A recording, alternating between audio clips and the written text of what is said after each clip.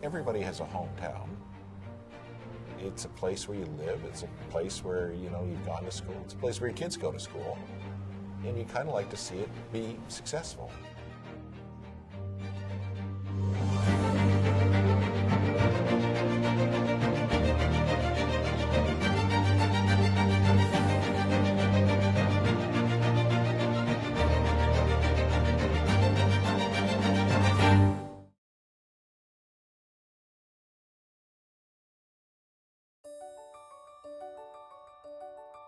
Commercial Properties has been around for about 50 years. It's a real estate company. We develop properties, manage them, and then continue ownership. We have a lot of areas in real estate, but we concentrate mostly on office and industrial. Our motto in the company is Happy Tenants Renew. I'm Paul Moore. I'm the Vice President and General Manager of Commercial Properties Limited in St. John. Without the tenants, we wouldn't have a business. I'm Erica Gorman, and I'm the Manager of Property Services with Commercial Properties. There's been surveys done polling our tenants, and we ranked 94% when it came to tenant satisfaction. And the company that facilitated the survey said they've never seen results like this, which tells you that our staff work hard day to day. They go the extra mile to ensure that our tenants are happy. When we celebrated the 50th anniversary of Brunswick House, the first building that we had, we celebrated with 3 tenants that were here on the day of opening of that building. Stuart McKelvey moved into this building when it opened in 1967, so we've been here for 50 years. My name is Clarence Bennett. I'm the managing partner for the Fredericton and St. John office of Stuart McKelvey. We are the largest Atlantic Canadian law firm. The location has been key, but also our relationship with Commercial Properties, their ability to help us change and update our space, and the fact that they care about us and their space, I think has kept us here. It is a very high quality building. It's a very high quality location, and even though it is 50 years, we could take you to the boiler room. It looks brand new.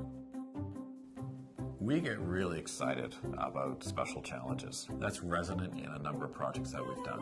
One in particular would be Centerbeam. Centerbeam Place was built after the Great Fire of 1877. That's almost 150 years ago. It's just after Canada became a country. I'm Emery Whalen. I'm operations manager here. Centerbeam was an array of individual properties which encompassed a whole block. Prior to the Centerbeam project, a lot of uptown buildings were derelict. When we say it was rough, it was rough. I remember I came out through one of the doors to go into that courtyard space, and as I came out the door, there was a policeman. He had his gun drawn. It turns out he was arresting a drug dealer who was selling drugs to high school kids. That's kind of when it really hit me that if we did this right, we could actually do something that was not just the buildings, but it would really be helpful for the city.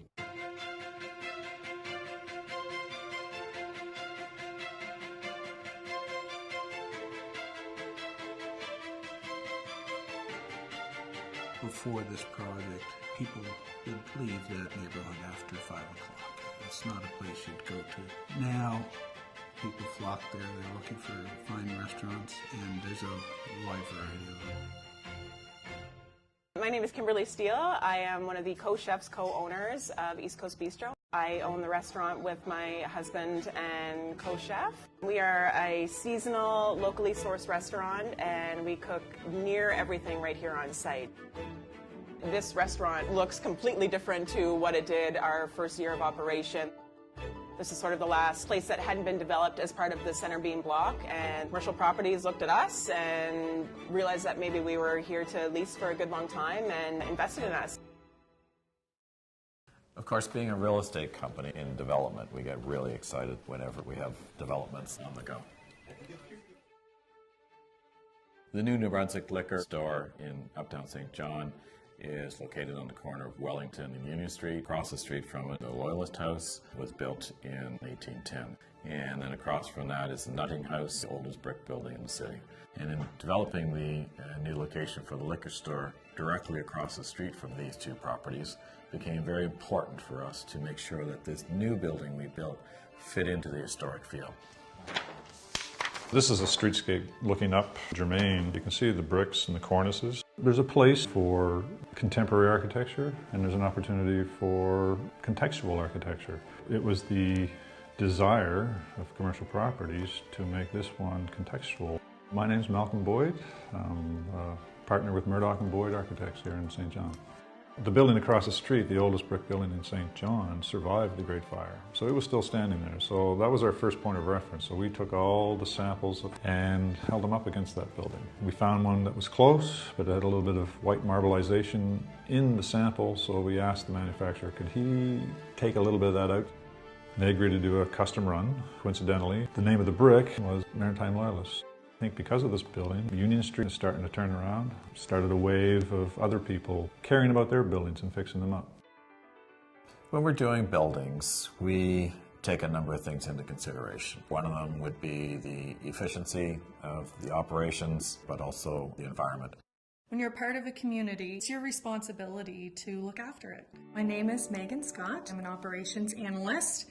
But my position covers quite a few things, one of them being the environmental and sustainability programming at our buildings. One of the things that our owners always tell us is treat it as if it is your own. My name is Chris Lawrence. I'm with Commercial Properties Limited, and I'm the maintenance manager for this company.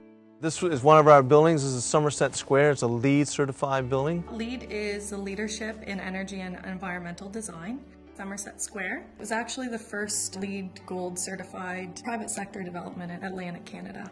We've done some things to make it very environmentally friendly. We have a white roof that reflects a lot of the sun load. We have motion sensor lighting, so that's allowing us not to use any more power than we have to. From these pipes that go to the roof, they collect all the water that comes in from the rain. And so this allows us to use naturally available water without having to take it from our city.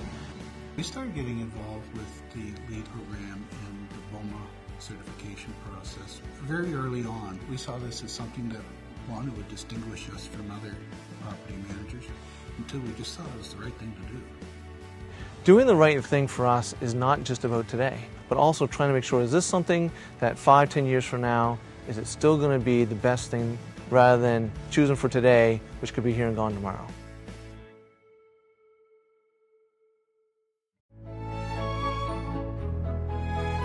Everybody's from somewhere and it's home. How do you leave it a little bit better than you found it? If we're going to do something, it has to be right, and it has to fit what the community wants, and we're not going to sign on for a project that doesn't meet the needs. At the end of the day, it comes down to great people building good communities.